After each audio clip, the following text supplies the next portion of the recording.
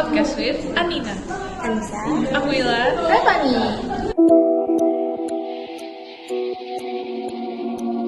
Halo sahabat sejarah, selamat datang di podcast Jejak Nusantara. Saya Reva dan hari ini kita akan membahas salah satu asal-usul nenek moyang kita. Sebelum dari kerajaan-kerajaan masa lalu seperti kerajaan Sriwijaya, Majapahit, dan kerajaan di Kepulauan Asia. Kita akan membahas dua kelompok dari masa lalu, yaitu ada Proto Melayu dan Neotra Melayu. Pertanyaannya adalah siapa sih mereka? Apa perbedaannya? Oke, sebelum masuk ke inti topik pembahasannya nih, boleh kali kita kenalan dulu secara lebih lengkap tentang asal-usulnya mereka juga ya. Jangan asal-usul nenek moyang juga. Oke, kita mulai dari Aquila Amadeus. Apa banget? Udah. Perkenalkan, nama saya Aquila Amadeus Sidaputar dari kelas 10 E5. Saya suka sejarah karena saya merupakan, ini adalah salah satu plot twist tahun ini yang akan kalian dengar. Yaitu saya merupakan cucu dari kakek moyang saya. Kakek moyang saya adalah Bapak Soeharto. Jadi selama ini cucu sekali. Iya, betul sekali. Cucu. Saya tujuh banget, tapi itulah alasan saya suka sejarah. Kalau untuk Anissa tuh? Saya suka sejarah karena sebenarnya saya nggak suka sejarah Indonesia, tapi karena dia sama negeri ini sangat amat mencintai sejarah Indonesia, jadi saya akan mencintai sejarah Indonesia layaknya guru-guru di sini mengajarkan sejarah Indonesia. Berarti cita-cita kalian tuh sejarawan ya teman-teman? Enggak. Oh enggak, terus cita-citanya apa dong? Cita-cita saya adalah memiliki cita-cita. Oke. Cita-cita saya jadi dokter forensik. Jauh banget ya. Jauh dari sejarah, tiba-tiba dokter, tiba-tiba cita-cita saya sendiri. Oke. Mungkin suatu saat saya menemukan kenapa manusia udah tua kan Ya bisa. Oke, lanjut, kita mau mulai langsung ke topik pembahasannya atau gimana nih? Lanjut. Skip. Nah, teman-teman, Proto Melayu atau Melayu Utama ini merupakan gelombang pertama pendatang ke Nusantara. Nah, mereka datang sekitar dari 3000 hingga 1500 sebelum Masehi. Nah, dari mana sih asalnya mereka? Proto Melayu itu berasal dari Yunan, merupakan wilayah di Cina Selatan. Dan alasan mereka migrasi ke Nusantara tuh karena perubahan iklim, terjadinya banjir. Jadi mereka melakukan migrasi besar-besaran ke Nusantara. Lalu mereka ini membawa budaya yang kita kenal banget dan sering kita bahas banget di sejarah Indonesia, yaitu adalah Neolitikum atau batu yang telah dihaluskan. Kalau untuk jalur kedatangannya itu seperti apa? Jalur yang didatangkan itu mereka ada dua.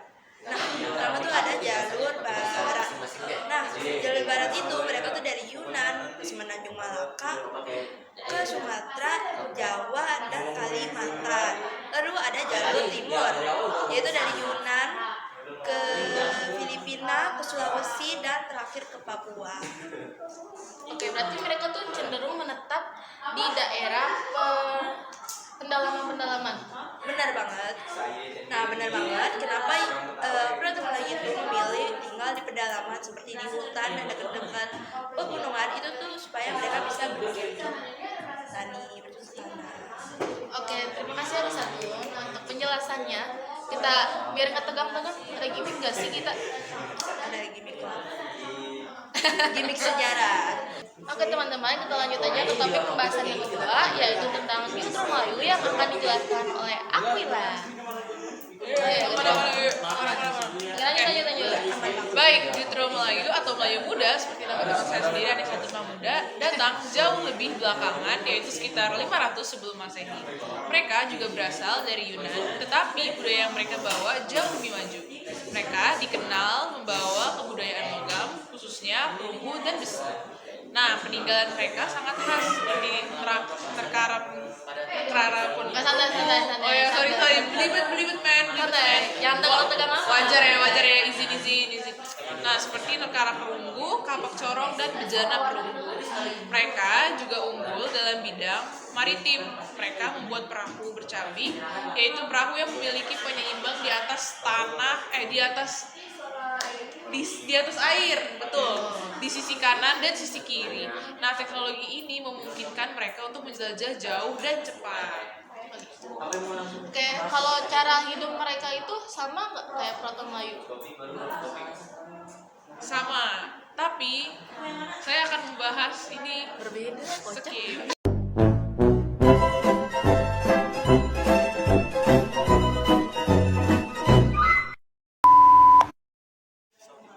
Oke, kita lanjut. Kok lanjut?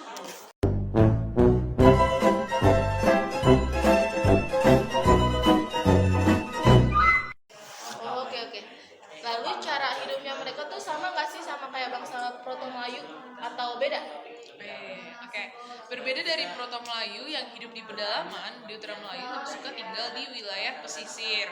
Mereka dekat dengan laut, berdagang, dan banyak melakukan pelayaran antar pulau. Karena itulah mereka lebih mudah berinteraksi, bercampur, dan mengembangkan budaya baru. Nah, ini aku sebutin nih dalam bentuk poin-poin perbedaan Proto dan Deutera Melayu. Oke. Oke, gimana teman? Udah ngerti belum atau udah tahu gimana secara asal usulnya tuh bangsa Proto Melayu dan Deutera Melayu? Kalau emang belum ngerti, kita minta tolong singkatkan. Singkat. Oke, kalau emang belum ngerti, kita boleh tolong singkatkan kepada Anisatun dan Aquila.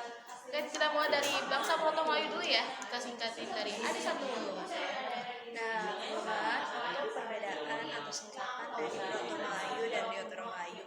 Mungkin secara spesifik tentu aja kedatangan mereka. Proto Melayu adalah gelombang pertama yang datang ke Nusantara dan baru disusul oleh Deutera Melayu, gelombang kedua. Lalu cara hidup. Nah, kita udah tahu kan tadi udah dijelaskan bahwasannya Proto Melayu itu tinggal di pedalaman, di pegunungan. Nah, sedangkan Deutera Melayu justru tinggal di pesisir pantai dan cara hidup mereka. Lalu untuk Proto Melayu tadi sudah dijelaskan oleh saya adalah bahwasannya Proto Melayu ini membawa Neolitikum, batu masa pada batu yang telah dihaluskan. Sedangkan Deutera Melayu itu merupakan masa di mana mereka tuh membawa logam, mungkin seperti perunggu. Nah, itu perbedaannya. Oke, terima kasih. Berarti Proto Melayu itu bangsa yang gelombang pertama yang paling awal muncul sebelum Deutera Melayu. Benar banget. Oke. Kita lanjut singkatin. Oke, Aquila, bagaimana sih pengaruh dua gelombang ini terhadap suku-suku modern? Boleh tolong dijelasin secara singkat dan poin-poin pentingnya aja deh, biar gampang dan lebih paham lagi ya kita ya. Iya, benar. Proto Melayu banyak menjadi suku-suku yang masih tinggal di pedalaman dan menjaga tradisi lama seperti Dayak, Batak,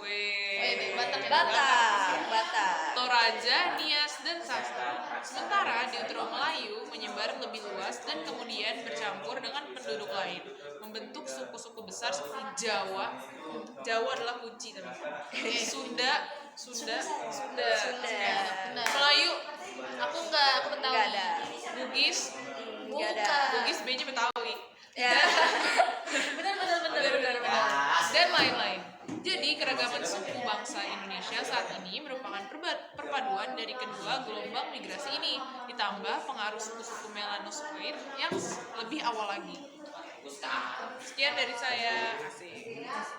Oke, kalian sudah paham belum sama sejarah-sejarah Indonesia dari asal usul nenek moyang kita yang jauh banget daripada kita. Kita tuh berarti di daerah modernnya. Kamu modern atau apa? Modern. Oke, kamu Vintage. oh Gak heran sih dari model tua ya, gitu lah ya. Oke.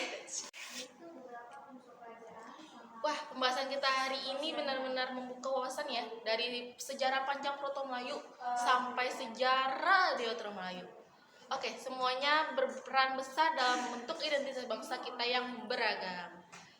Sebelum kita tutup, mungkin Anisatun dan Aquila bisa memberikan kata-kata motivasi atau pesan singkat atau kata-kata hari ini nggak sih? Oke, mulai dari siapa? Aquila dulu. Oke, Aquila. Kata-kata hari ini. Sejarah, men. Sejarah, men. Motivasinya mungkin adalah supaya semoga kita bisa semangat seperti nenek moyang. Kata-kata hari ini adalah cintailah sejarah seperti kalian mencintai yang beda agama. Beda agama. Terima kasih. Waduh, kelas ya kelas. Setuju kali. Terima kasih Anisatun dan Aquila sudah datang di podcast kita hari ini. Oke, sahabat sejarah, kita tutup dulu sampai podcast hari ini. Selanjutnya, bye-bye. See you next time.